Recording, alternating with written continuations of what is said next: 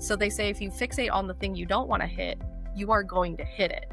So don't do that. So you want to keep it in your periphery, acknowledge it's there, acknowledge the risk, and then look through the turn to where you actually want to go. Welcome back to Work is Third. I'm your host, Dawn Hunter, and I'm so glad you're here. Today's conversation is about what happens when everything changes and you still have to find a way forward. My guest, Paula Thomas, is a founder and storyteller who is learning out loud about work. After navigating crippling depression, building a career as a software engineer, and then losing her husband unexpectedly, Paula has learned to look through the turn to where she wants to be in life. We talk about small wins, celebration, and designing work that actually makes room for real life. Let's listen in. Hello, Paula, and welcome to Work is Third. Well, thanks for having me. One of the reasons I'm glad you're here is that when we first chatted, there were so many topics that you proposed discussing that are so aligned with themes that have come up on Work is Third, including uncertainty and discomfort, going through transitions, and neurodivergence, among other things. Before we dive into any specific topic, I would love if you can share a word to describe how you're doing today. Yeah. So it's funny because how I'm feeling today is content, which feels kind of like a funny thing to feel today because I just came off of like a whole marathon of trade shows and events and networking things. And I have another one next week and I'm transitioning into a whole bunch of other stuff. So it's been so much chaos. But like kind of today I kind of just created that space in the middle of it and like focusing on the gratitude of like what I did over the last few months, what we accomplished, what I'm making and what we're doing next. And it's kind of just that energy of being really excited of like, I don't know where things are going to go, but I'm still really proud of what I'm doing. And it's really cool to be where I am right now. So yeah, I'm feeling like content and excited. Content is a great word. I heard you say gratitude as well, which is also beautiful. It struck me that you talked about creating space in the chaos and taking a moment to appreciate all that you've done, because I don't think we often do that, right? I don't know that people often pause and say, I really had a great month and here's all the amazing things that I did. But it sounds like you did that.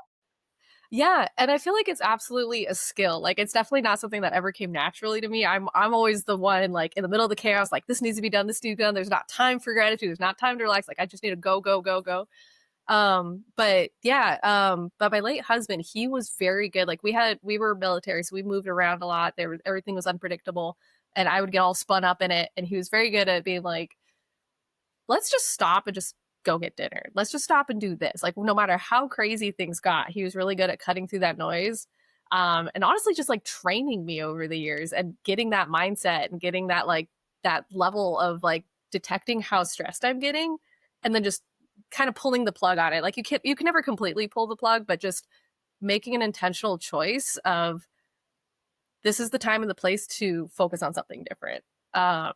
And so that's also something where like, you know, talking about gratitude, I'm grateful I could even like feel that and have that skill and be able to do that in the middle of the chaos, because it's such a important revitalization to then be ready to go into the next thing.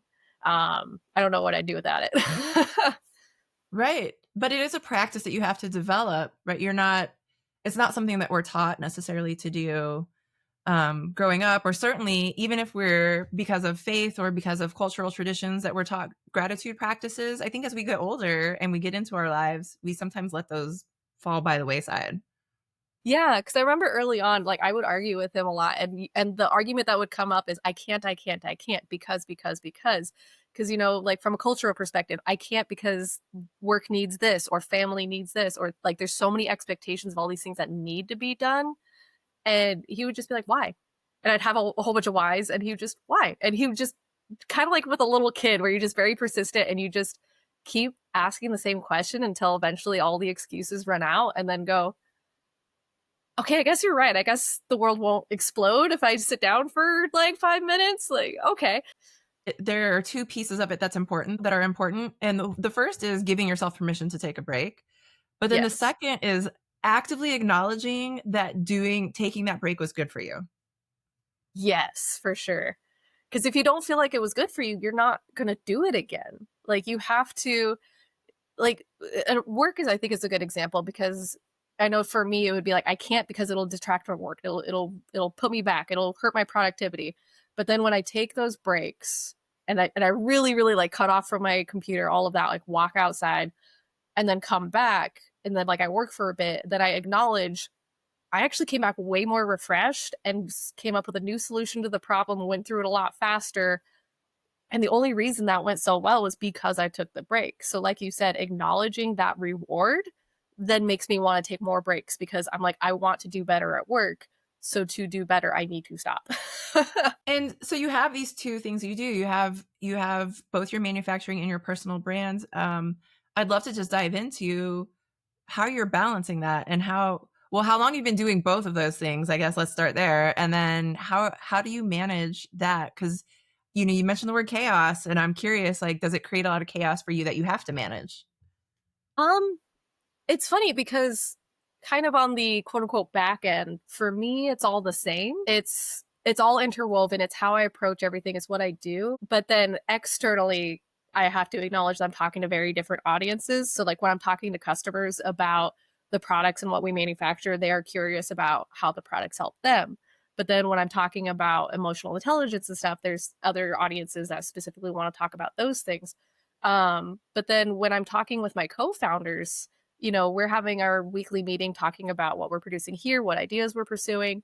And it's all kind of mixed in with that of like, oh yeah, I didn't get this done because I took a self-care break or a day to do this, or my co-founders are also families. So then again, that's all interwoven where we're open to talk about the personal things and the business things. Makes sense, right? I think I encounter that too. And then I have worked full time, like in a W-2 job for 20-ish years.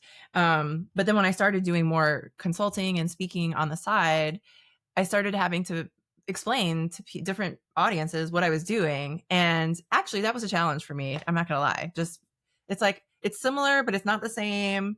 Yeah, it was a challenge, but it's become more clear over time.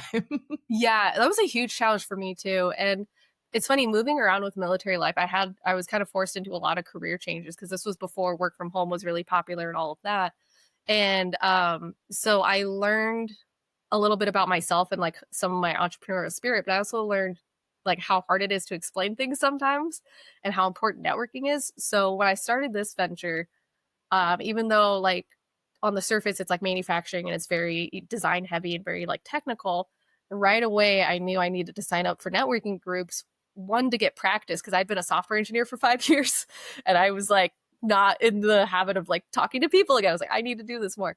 But also just to practice my spiel and who I am and what my business is and kind of just get out there and just talk to people. Like even early on when we didn't really know what our product would be, we didn't know a lot of stuff. It was like I would just go to these meetings anyway and kind of figure it out as I went, figure out what resonates with people, how, you see all these classes that say, this is how you should pitch yourself or this is how you should do it.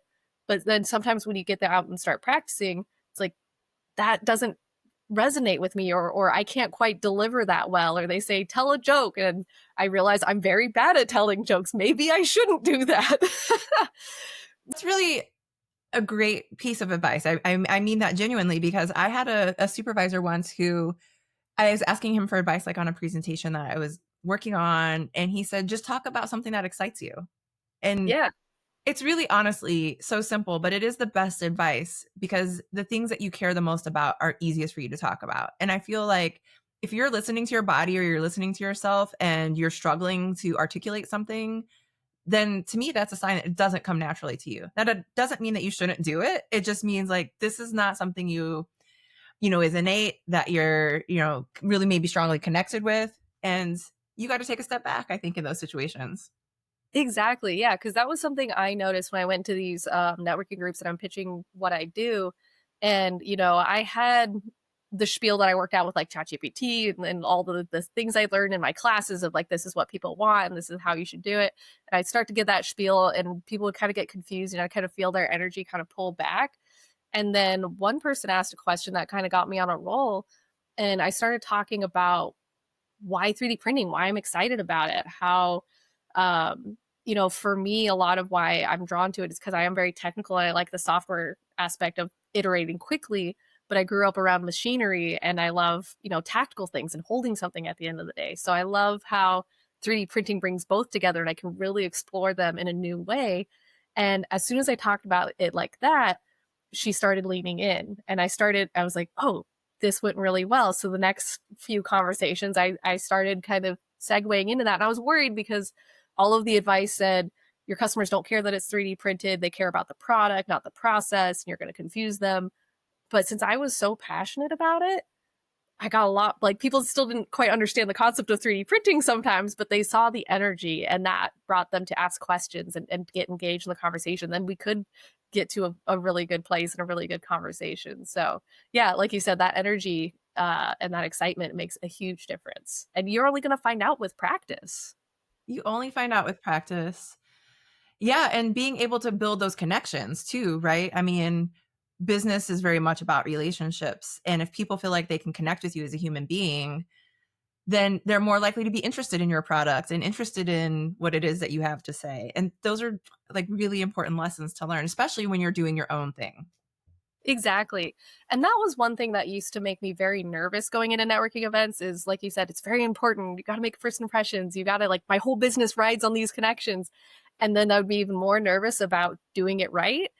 But then I realized there's a lot of psychology and there's a lot of quotes that say people won't remember what you said. They'll remember how you made them feel. And it's so true, especially at a networking event. Like, I used to always have a rule because I'm very introverted, and I also was recently diagnosed. I'm autistic, so I have a hard time reading social structures. I have a hard time without like a structured set of rules, and so networking events were my worst nightmare. So I would go in with a rule of, okay, I just need to talk to 3 people and I'll leave. Like, that's I can pull the ripcord, I can get out. I usually ended up spending way longer than that because once I got past the 3, it kind of snowballed and it went well. So that fear of doing things right and getting things like getting my spiel perfect, making a good first impression, I learned not to fear that and to just focus on rolling with the flow, rolling with how things feel. If I get my pitch wrong, I can always try again later, like, because you end up pitching to people multiple times. Like, they'll forget all the flops. They'll forget all the technical things. That, like, just focus on the conversation and what feels good in the moment and go with that. When I go to networking events and conferences, one of the things that I think I do very intentionally, but almost do it like subconsciously, is not talk about work. Cause I'm like, we're going to be talking about work for like 2.5 days straight. And so when I talk to people, I try to intentionally talk about other things, but it also helps me to remember when I meet new people. Because I can always write down on your business card what we connect, like what you do or why we were talking to each other. But I really want to remember, why did I feel like I wanted to connect with you after I left here? Do you do something like that? It's funny because with my social anxiety, I have this very irrational fear of asking anything personal. Like, because there's always these sitcoms where, like, you ask an innocent question about the weather and then that turns into, oh, it was raining the day my dog died, now you just reminded me, and then like this whole cascade. So I have like this fear in my brain of something like that. And so and I'm also very analytical, so I like the structure of asking about the business side first because I know that routine and I know I'm in a networking event. It's expected I ask these questions. But once the conversation starts and people, ask personal questions, I actually love that because I see it like once somebody asks me a question, I'm like, okay, this is safe to ask now. Now I can ask it back because I really do want to learn. I want to know how people are doing. I want to know what's going on with their life. I want to know if they have dogs. Like, I want to like see all the pictures. And so I love those conversations. So once somebody kind of broaches that topic, I love it because, like you said, then you can really connect on a deeper level and know kind of like where you're at, and then you can always go to their website later and learn about their business. Well, I'm curious about how you ended up doing what you're doing now. And the question I wanted to ask is, you mentioned that your late husband was in the military, so you had to move. I grew up in the military, which we talked about before. And you're right, before work from home, it would be really challenging to be a military spouse and have to make a change in your own career.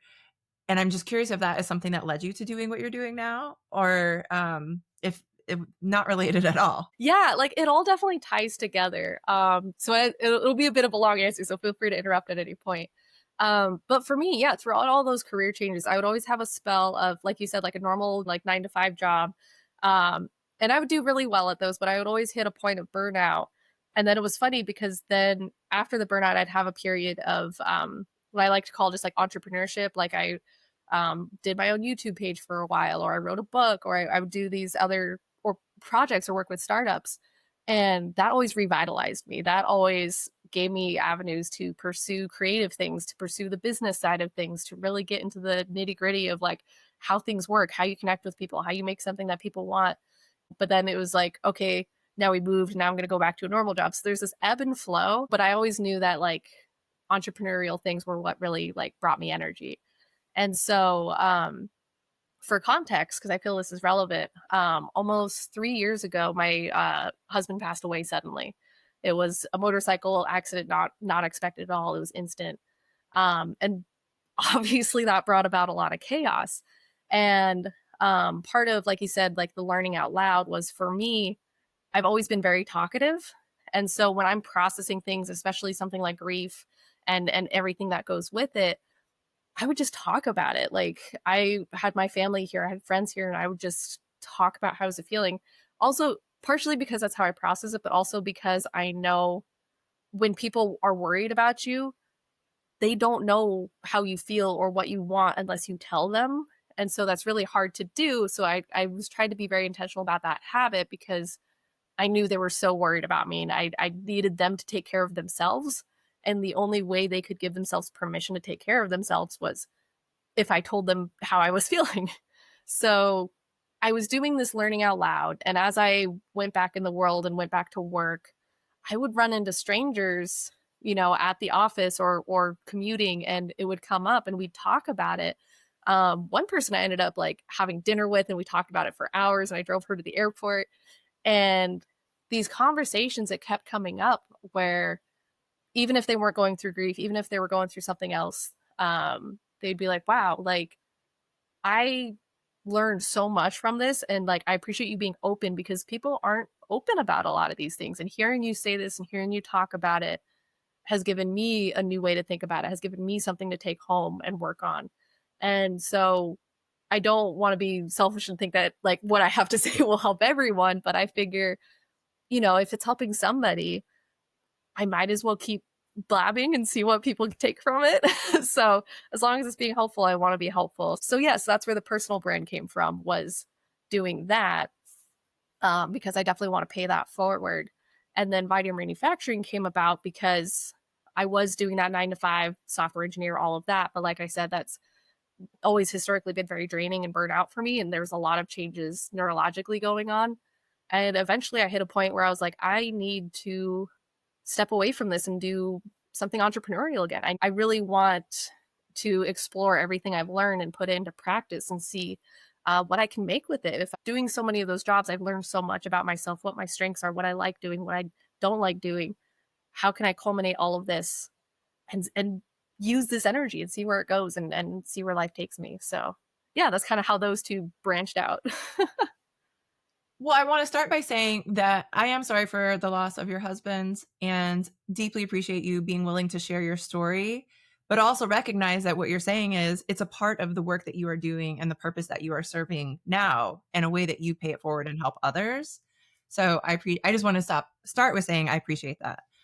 And Thanks. also, I do think it is important, like you said, to be able to create a space where people can feel safe sharing how they're feeling and what's going on with them. And actually, you said something when we first started talking about being in a meeting and people saying, "Oh, I was taking a break because I was taking, doing self-care or whatever."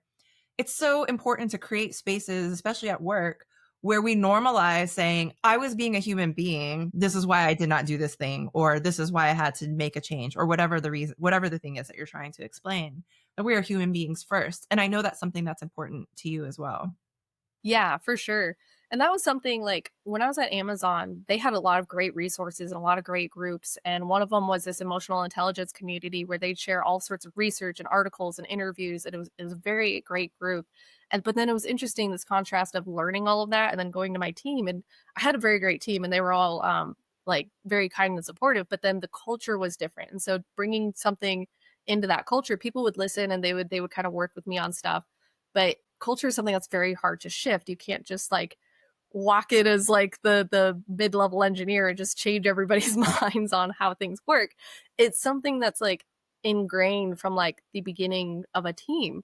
And so a lot of what I'm fascinated with about starting my own business is figuring out this balance of, okay, we've learned a lot about emotional intelligence and work life balance and all of this study. What does it look like to build a company from the ground up with that in mind?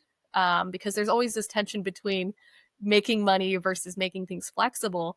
And that was something that struck me when my husband passed. There were a lot of family members, like very close family members, who struggled to make time for like things like the funeral or to come over, like all these big important moments, because they were like the only one at work who could do their job, or so many people depended on them, or their PTO was very tightly limited and restricted. So it was like a battle to get like 1 to 2 days off just for something this important. And so to my mind, just like the name of this podcast, work is third. Like if somebody in your family like disappears off the face of the planet, you should be able to disappear from work and go handle that. Like this, no questions asked, you should be able to just drop out.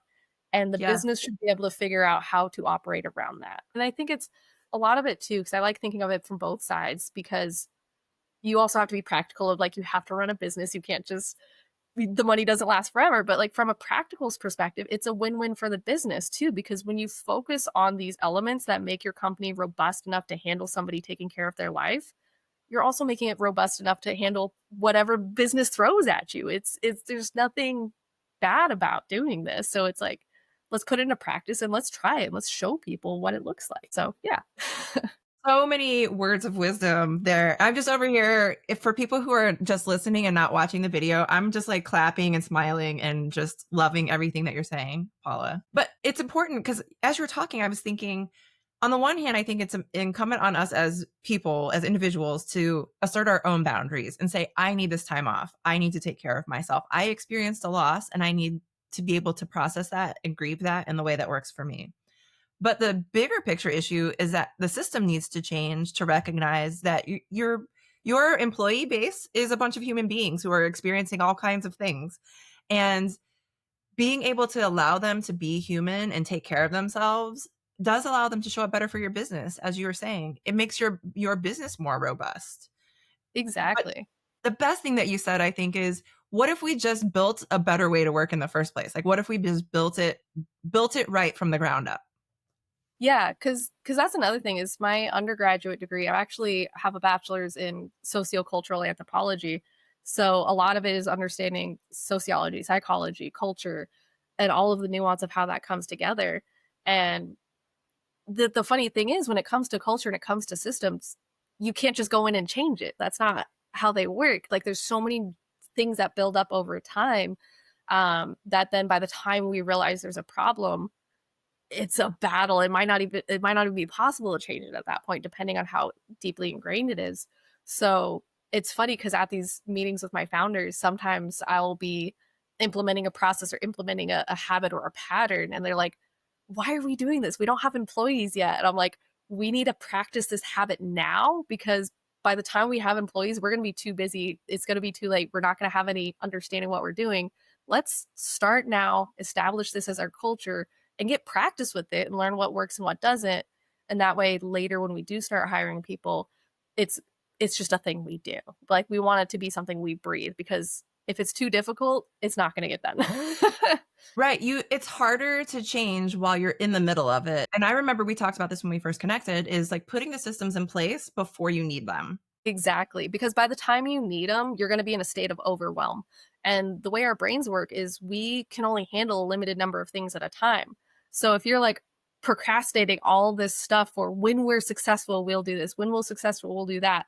Now, not only does the success give you all of this work, but now you have all this other work that you procrastinated on top of it. And that's not sustainable. And that's when people then default to just this. And that's when all of the rest goes by the wayside. That's when mistakes happen. That's when bad culture takes root. So it's like if we can take all of this and gradually put it out over here and just do little bits at a time, then by the time we get to the successful whatever it is, cool. Now we can hit the ground running and we can knock it all out and we can just go with it because it's what we do. It's what we practiced. Can we walk through for a moment, like what this looks like with the example that you were sharing with grief and loss and the difficulty of people who were in your extended circle who couldn't take time off of work or couldn't make it to the funeral? Because this is to me one of the areas of our society that I struggle with the most because we don't create, I think we don't create our lives recognizing grief and loss. So when it happens, it can be catastrophic in so many ways. And, I really loathe the fact that there are people who, a friend of mine, her father passed away unexpectedly, and that she had, like 3 days of bereavement leave. Yeah. When I took my 2 months off, it was completely unpaid. Like they paid for 5 days. And it was like, okay, this is what I need to do. And that's wild to me because you can't like something that fundamentally and that big, like doesn't just check a box in 3 days and go back to work. That's not how the brain works. And a lot of what informs how I think about this was so my late husband was in submarines. And so a lot of how they build their systems and structures is, prepared for catastrophic events. Like if something happens to the submarine, if something happens here, they build it around the possibility of if somebody was to like drop and like have to go to the hospital and not be available to do their job, who's going to step in and take that? So they build with the mindset in mind that any of us could go down at any moment. But that then creates a more robust system because now everybody's learning each other's jobs. And so now everybody can cover for it. Because I feel like a big reason why people can't leave or can't leave for long, or why managers panic and are scared to let them leave, is because when one person is doing their job for so long and they get so much knowledge of their role, and then they leave and everybody realizes, oh, we don't know how to do this person's job, or we didn't realize how hard it is, or we didn't know the nuance of all of these client relationships. And then everything kind of scrambles and panics. And then it's like you're hoping for them to come back because that wasn't prepared for. But I like this military concept of what they called like qualification cards, where you learn how to do each other's jobs so that when somebody leaves, you kind of get practice beforehand. And then when they leave, you step in and you just do it because you've already done it before. You've already planned for the unexpected. And I think the funny thing about how we run businesses today is we build our employee systems around things being stable and expected. And it's like, that's not how we work. That's not how any of this works. Like even before my husband passed, my first job out of college, we had somebody who'd been at the company for like 20 years and she was really good at what she did and she was on top of it and she's super healthy. And then Monday she got flu-like symptoms, and this was years before COVID. By Friday she was gone. And everybody was scrambling. It took the entire department to figure out how to take over her clients. And we just weren't prepared for it. There was no signs. There was no anything that this was coming. And it took us 6 to 8 months to even get caught up with her clients because she was so good at what she did. And people didn't realize she was doing 10 times the work of the average person in her position. So yeah, it doesn't need to be a big pandemic. It could be any day. So we should expect the unexpected and stop building systems that pretend like everything's going to be predictable. I think that's a great point, that we should build businesses expecting change, Exactly. expecting the unexpected. But the other thing I was thinking is that I feel like we're incentivized for people to achieve and to be experts, and that's how we promote people. We make decisions based on how well you do at your job, how successful you are at meeting metrics, etc. And so in some ways, we're saying we want people to specialize so much that we create that problem for ourselves. Yeah. And it creates an interesting tension too, because this is definitely something I'm still experimenting on the back end and coming up with ideas with. But a lot of these concepts come down to, like you said, like those performance metrics that we promote on, because as humans, when we're in a job, we want some way to prove that we are doing well. We want some way to prove that we can do better and get more pay. So then it becomes this question of how do we give people room to grow? How do we measure that growth so we know when and how to reward it?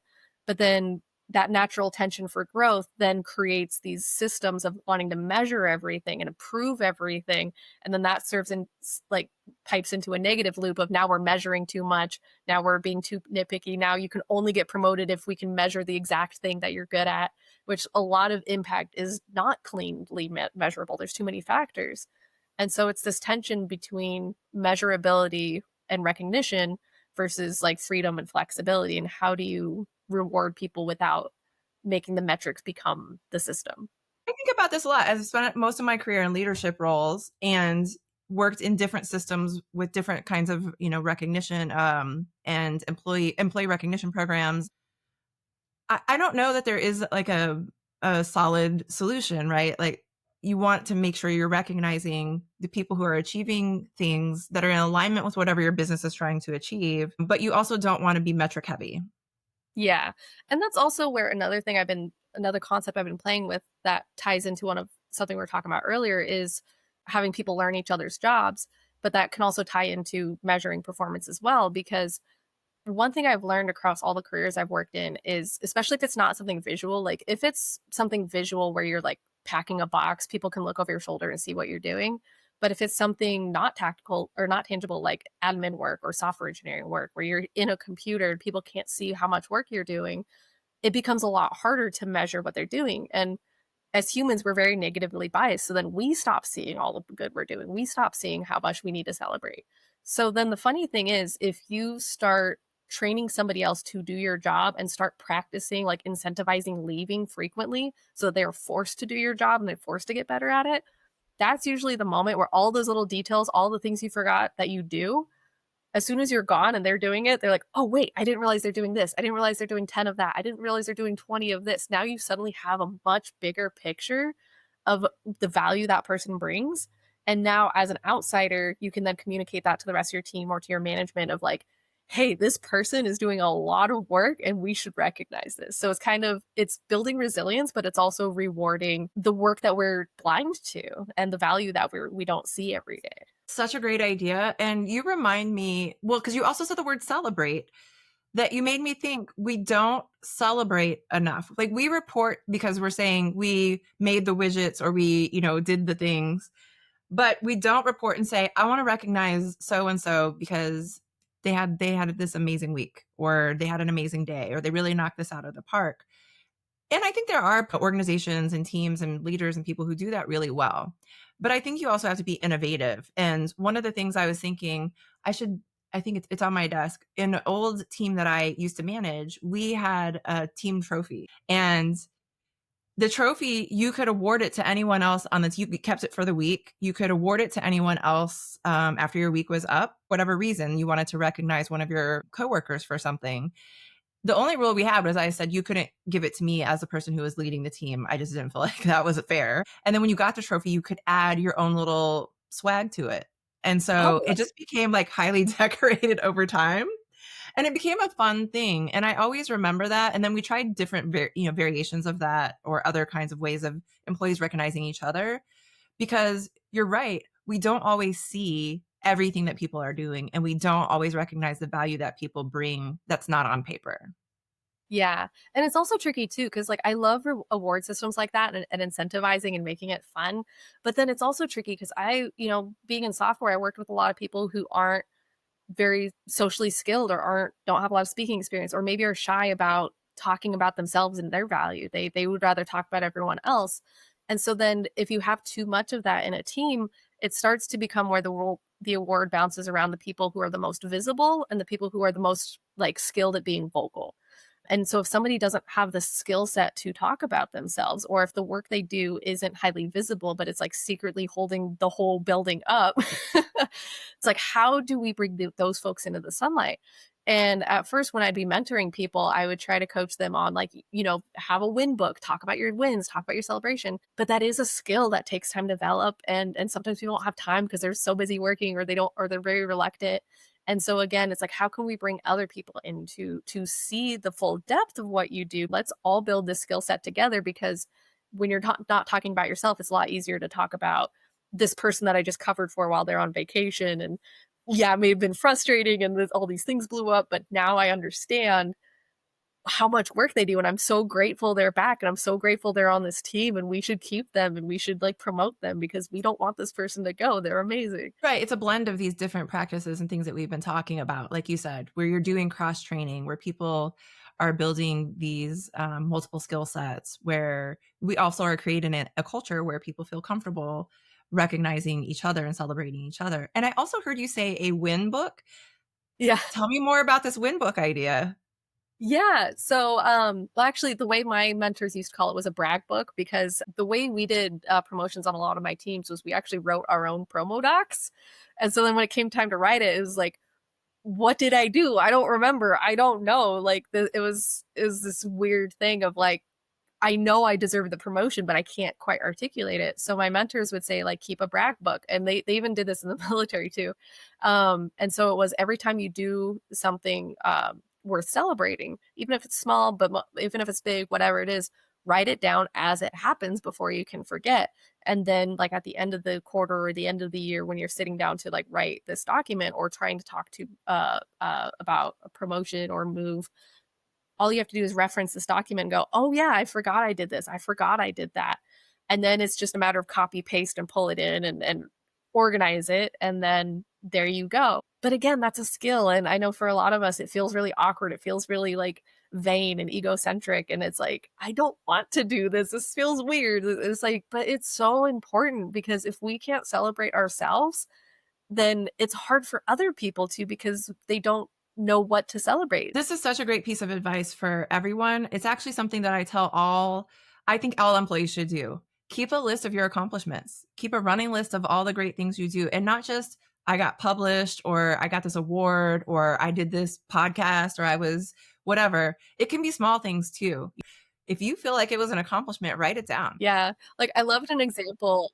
I don't remember if it was in the episode with Rashida, but I remember one of you said, you know, I took a nap at a time where I normally wouldn't give myself permission to take a nap. Let's celebrate that. I was like, that is so great and so true, because even the personal stuff, it's like, it's so easy to punish ourselves for something we need.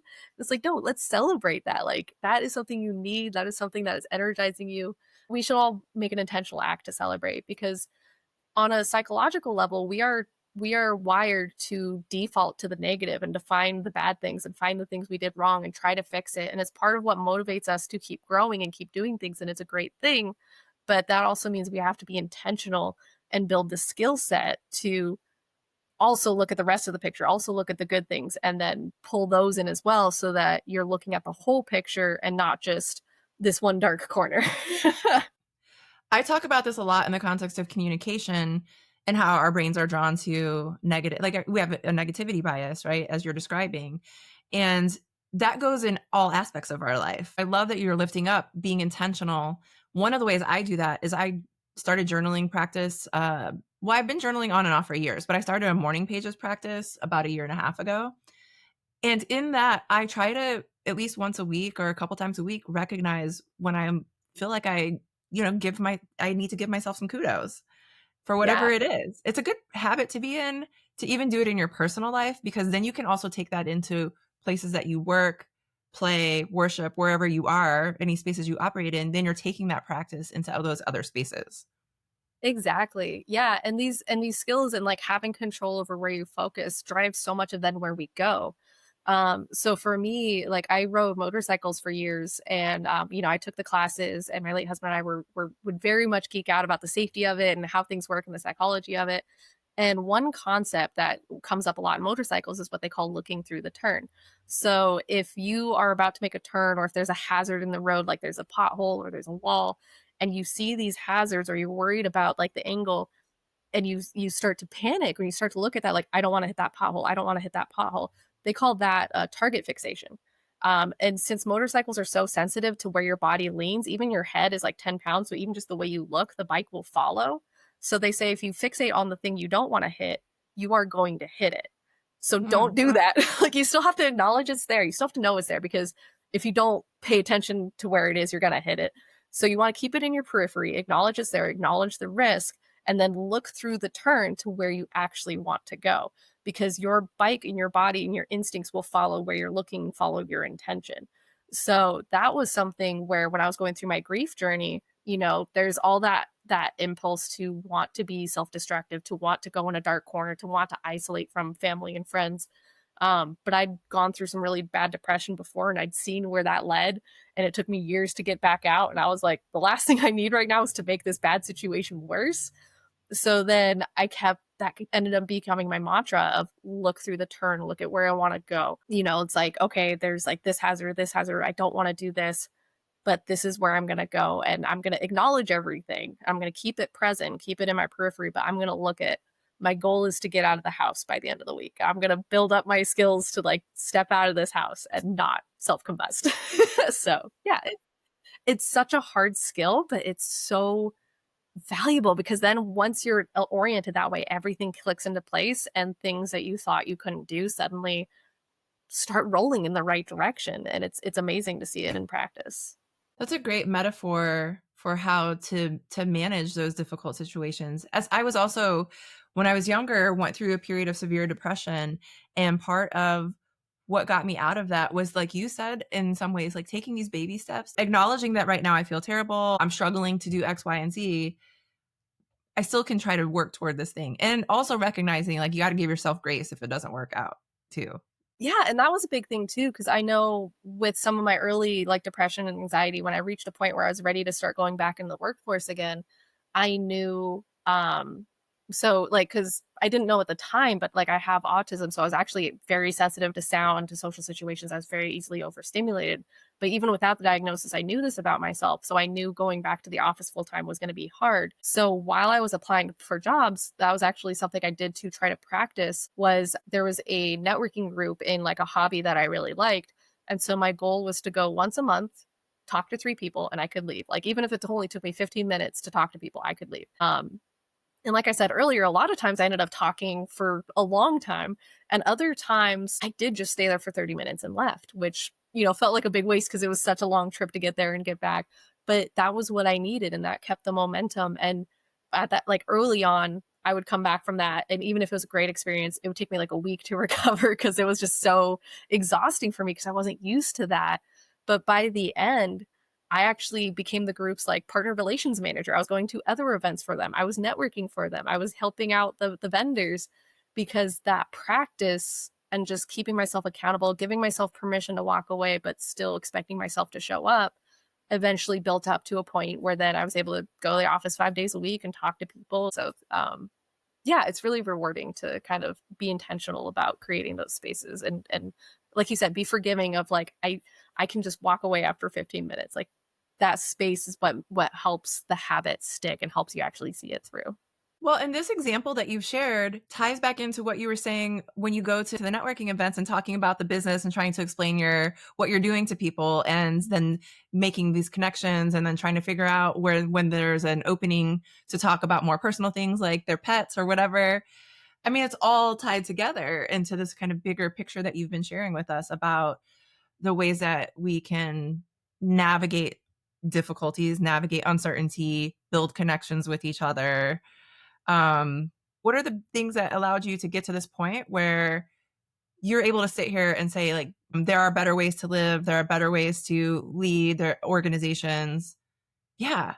I love everything you're saying. Yeah, I mean, it's definitely not something that happened overnight. It's definitely been, kind of just a lifetime of working through it, one problem at a time, one space at a time, one concept at a time. And like I said, it's a skill set in so many ways. And so, like, as I mentioned early on, like years ago, I had really bad depression and anxiety. And through a circumstance with, like, the military moves and the insurance situation, I found myself in a spot where I was kind of cut off from medical help. So I couldn't have a therapist, I couldn't have medication, I couldn't have any of that. And I was just very isolated and not able to get out of bed. And the more I pushed myself and the more I tried to, like, make it happen, the more it backfired and the more I became more trapped. Like, there was one point where I literally became trapped in my own body. I couldn't move, and that was horrifying. So then I had to just kind of let it go and create space, and then just slowly teach myself, like, a little bit at a time, and give myself the grace to forgive myself when I wasn't going as fast as I wanted, forgive myself when I did this 10 times. Why can't I do this today? But then giving myself the space to be like, it's okay. I don't have to win every day, but also keeping that accountability of I have to do something. So, like, early on when I could, like, barely get off the couch, it was, I had this app called Super Better, and I'm a sucker for anything gamification. And so Same. they would, yeah. And so Yeah. they turn all of these habits into actual little side quests that could give you experience points and stuff. And I remember I was in such a bad point. I was like, I don't know if I can do this. I can't keep up with a whole bunch of tasks and to-dos. And I pull up, like, one of the first ones, and it was stand up off the couch, count to 6, so stand for 6 seconds, and then sit back down. And then the app, like, lights up and is like, congratulations, you did it. You did a thing. And I was like, that's it? Like, I can do that. I can do that. Like, another one was looking at, pictures of cute animals and babies is healthy for you. So it's like, just hop on the internet for a minute and go look up cute kittens for like 5 minutes. And it was baffling to me because I was so raised in that productivity. I need to be productive. I need to do these good things. But then these small, silly things were being so celebrated by this app. And that actually helped me feel so much better. It helped me find motivation and momentum. And so I realized it doesn't have to be a big win. It doesn't have to be something crazy. You don't have to conquer the whole mountain today. And just holding myself accountable for every day, just do something. Like, that's been so much of my motto is I don't have to do everything. I just have to do something. And doing a little bit of that over the course of the years, like it's been, probably more than 15 years of just every day holding myself accountable. And so it's kind of like a sport where your moves, how to make a goal, how to throw the ball, all of it. But then going from that into the grief is a very different thing. It's its own beast. And especially that kind of unexpected young age situation. I always called it was like going from like college sports to the shitty Olympics. so, Yeah. so I was so grateful to myself for learning those skills and practicing over the years and taking them seriously, so that by the time I found myself in that situation, I already knew what I needed to do. And my late husband had already supported me through all of that and coached me through all of that. And so in that trauma of like missing him and hearing his voice, like that first night I heard, I was waiting for my parents to travel from out of town, and I'm just sitting on that couch and I don't want to move. And I just hear him in my head saying, you need to eat. Because that's something he would say when I was going through the depression, I was going through this and I didn't want to move. And I'd be like, no, I don't want to. He's like, you know the right answer. You need to eat. I'm like, you're right. Okay, I agree, you're right, but I don't want to. It's like, and he was always so patient. You need to eat. And I was like, okay, fine. So like it was that game of like, okay, then I'd order the food and I'd be like, you need to take a bite. I don't want to. And then I'd take like 2 bites. I was like, okay, I did it. I took 2 bites. I didn't even eat a whole slice of pizza. I just took 2 bites. But again, that was the win. That was the momentum. That was, I did something, and now I can give myself permission to just sit here on the couch for the next 2 days. It's something that I think doesn't happen instantly. It happens every little day, every tiny step, every small bite, every standing up for 6 seconds or looking at cat videos. Success doesn't always have to look like success. It just has to look like progress. I mean, truer words were never said, as the saying goes. I mean, I really deeply believe in redefining what success looks like each day, and understanding that doing something, and one of our guests in the past said, doing nothing is doing something. Yeah. Giving yourself that win to say, I'm doing okay as a human, and whatever I did today was enough, and I'm worthy of love, and I deserve all the good things, and I will make it through these challenges. Just recognizing that everything you are doing as a human being is enough. Exactly. And that was so much of the grief journey too, was giving myself permission to like, I'm here, I'm existing, and that is plenty. Like everything else can go away, everything else can do whatever it needs to do. I'm here, and that I did good today. Yes, I love that. Well, on that note, I want to get into the 4 questions that I ask every guest, which are related very much to the ways in which you take care of yourself, which you've shared so much about already. But the first question is, what is something that is easy for you to say yes to? Yeah. So for me, it's funny. I've been listening to your podcast and thinking about these questions. And it's funny. I keep coming back to the thing that's easy to say yes to is a hug. And it's so funny because since I do have autism and I do have a hard time reading social situations, sometimes when I'm around new people, I can be very stiff and kind of give off that vibe of like, don't touch me. And people get nervous around me and they think, oh, she probably doesn't want to be touched. But I actually am a very physical person. So then when somebody says like, hey, is it okay if I hug you? Like I instantly relax. And I'm like, oh yeah, of course. And like, it breaks all this tension. And I'm like, okay, now I have permission to hug somebody. And like, it kind of breaks the ice whenever I'm uncertain or with new people and I don't know what's going on. It's like, oh yeah, we can have a hug. Like, this is so great. I'll say yes every time. Hugs are so important. And yeah, I think sometimes it's hard to know, like, is it okay to hug? Especially I go to conferences and I see people I've seen for years on Zoom and I'm like, can I hug you? Well, and it's also a thing too, where I've seen so many times people like doing that calculation of like, should I, like, what should I do? Or maybe not. But when people are brave enough to just ask, like there's Brene Brown has a book where she says clear is kind, and like so many people are scared to ask, but when you just ask, it's like, okay, now we know. And now if it's a no, now you don't have to keep calculating or wondering. But if it's a yes, it's like, cool, now we can just get this hug and we can feel so much better. Like asking is such an easy fix for that. It's so great. It is great. So then the second question is, what is something that is hard for you to say no to? Yeah. So what's hard for me to say no to is new ideas. So this is this is something that comes up all the time with my co-founders, where we are all very engineering minded and design minded, and we're very passionate about like helping people and doing new creative things to like get them what they want. And so we'll go through, oh, this idea and this idea and this feature, and like, oh, this, we can also add this and this and this, and like all these products and ideas. But then, you know, my CEO brain kicks in, or my software engineering brain kicks in, because like even as a software engineer, we want to do so many things. Like, wait, let's dial it back to like one thing at a time, keep it simple.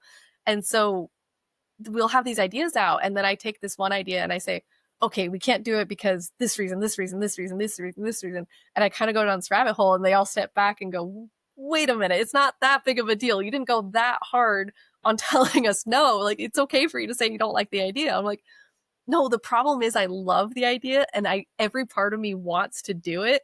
That's how far I have to go to convince myself to walk away and focus on what we do need to work on. Wow. Yeah. I haven't heard that, but that's a good strategy. It's like, I know that I should say no, and I need to give myself some reasons to say no.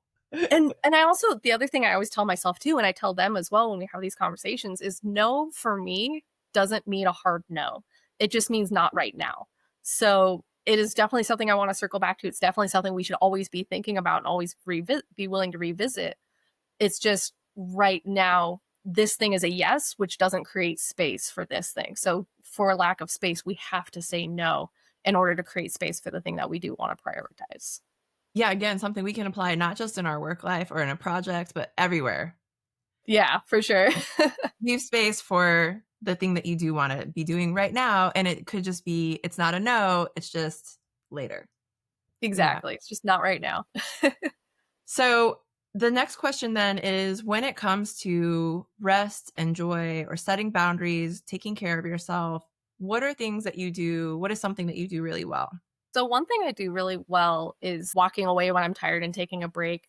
And that is a skill that like I didn't really develop myself. It was more of years and years of, I have this terrible luck that when I'm tired and I force things, I ruin them so bad and break software and other things so bad that I then spend so much more time fixing it than it would have been to just walk away. So with that, like bad luck and just kind of forcing me, like, this time will be different. This time I'll push through and I'll be able to do it. It's like, no. I know myself. I know my brain. I can tell I'm tired. I can tell I'm looping in a weird problem in a weird way. Just stop and just walk away. And so I'm really good at like, I'll be so frustrated. Every part of me wants to keep working. And I'm like, I'm going to go take a break. Even if it's just 5 minutes of just like spinning some poi in the backyard, like do something to just reset. And then we can come back and I can spend as long as I want, but I need to walk away. And that's something I've been forcibly very good at. That's a good skill to have, but one, like you say, I think it develops over time.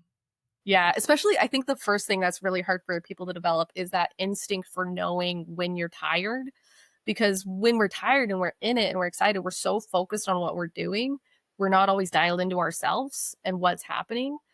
But I think seeing ourselves when we're in that state is the most important first step to that skill, because without seeing ourselves and knowing when we hit that line, we can't do the rest of it.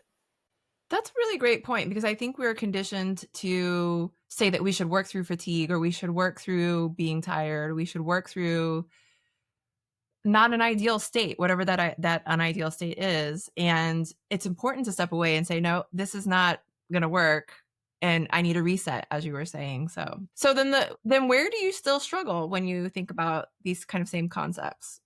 So I definitely still struggle with my sense of productivity. So like my family and close friends get like kind of annoyed with me, because at the end of every day, they ask me like, how was your day? How did things do? And my answer is always, well, I didn't get as much done as I wanted to do. And I'm like kicking myself for not getting enough done. And they're constantly coaching me through like, okay, what did you do? And I tell them everything I did. And they're like, you did great. You did all of these things. You did so many things. Stop kicking yourself. Stop being mad at yourself about this. But I'm like, I know, but. And they're like, stop with the buts. You did good. You were productive. Sure, you didn't finish your whole list, but that's okay. And so I'm still working on that. Like cognitively, I know they're right. I know it's so true, and I need to give myself permission. But it's still a habit that I'm developing and practicing to trust myself and trust that it's okay. Appreciate you sharing that because I struggle with doing too much. And over the last couple of years in particular, I've really tried to do less. And I look at some days at my notes and I'll have 10 or 12 things that are not insignificant that I have done. And then I'll still have a few things that are not done. And I'm just like, man, I didn't get enough done. And Yeah. it's on my mind. And now I've started to shift to be like, I did 3 things today. And honestly, that's enough. Like I did a lot and Exactly. good job, me. Exactly. And it's like we were saying earlier about negativity bias. It's like, I got 18 things done. I'm only seeing the 2 I didn't. It's like, wait a minute. No, like, look at the 18. The other 2 can wait till tomorrow. That's a tomorrow problem. That is not a today problem. You did 18. Let's just spend the rest of the night celebrating that and then just relax because that is awesome. I love that celebration has come up so much in our conversation today because it's something that I live my life around celebrating everything, even small things. It's like, it's Tuesday, we should celebrate, you know? Nice. But I wish more people took that approach of celebrating their wins at work, celebrating your wins in life, celebrating when you take stand up for 6 seconds and then sit back down. You know, celebrating all the ways that you can celebrate because why not be joyful? Why not find the joy in every day when you can? And we know there are days when that's hard, but yeah, Exactly. making a habit. Exactly. And I think it's something that everyone can do too, because part of why I talk about celebration so much is because it's not something that came naturally to me. I'm very analytical. I'm very like negative biased and cynical. Like I need to find all of the flaws and fix them and get down into the root. And it was mostly like my late husband who started me on this journey and showing me and cutting through that noise and then learning myself. So it's not something I learned overnight. Again, it's one of those things I learned over the years. And it is a skill. It is an important thing. It is such a valuable thing to have in our lives. And so even if doesn't come naturally to us, it's worth learning and it's worth taking seriously because it's not just, I mean, celebration is fun and it's exciting, but it's so important too. And I think we overlook how important it is and how hard it is to learn, but it's so worth it when we learn it. Agreed. Well, as we wrap up the conversation, the one last question I want to ask for you is what is something that you are taking away from the conversation today? Honestly, a lot about celebration. I mean, this whole conversation was so fun, and it was fun talking about again like these celebrations and learning, and the nuance of like how we bring that into the workplace, how we bring that in at home.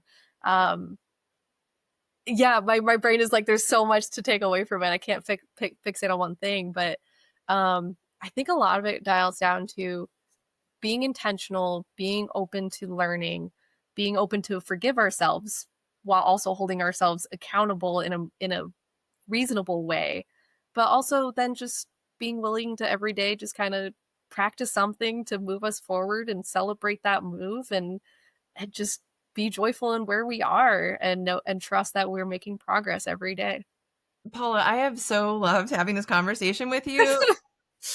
You just have such great energy. And I mean, for me, the takeaway is joy. Like you are so joyful to talk to and you just have this vibrant energy. And also just, I was thinking matter of fact or something like that, or practical, but I'm like, those words don't really capture it. It's just kind of this very kind of peaceful, even energy. You're like, yeah, we got to practice. We got to celebrate. We do these things and it makes sense. And I love the way it comes out and appreciate everything that you have shared on the show today.